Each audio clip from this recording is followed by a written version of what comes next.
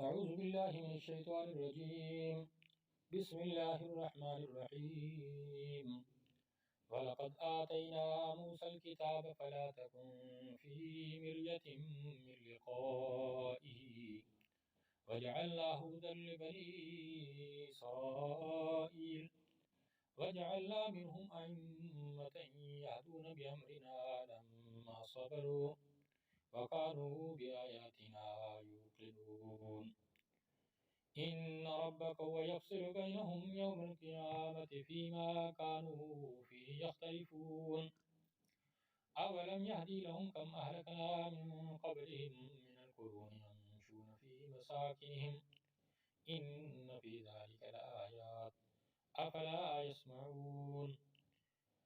أولم يروا أنا نسوق الماء إلى الأرض الجرز فنخرج به زرعا تأكل منه أنعامهم فأنفسهم أفلا يبصرون.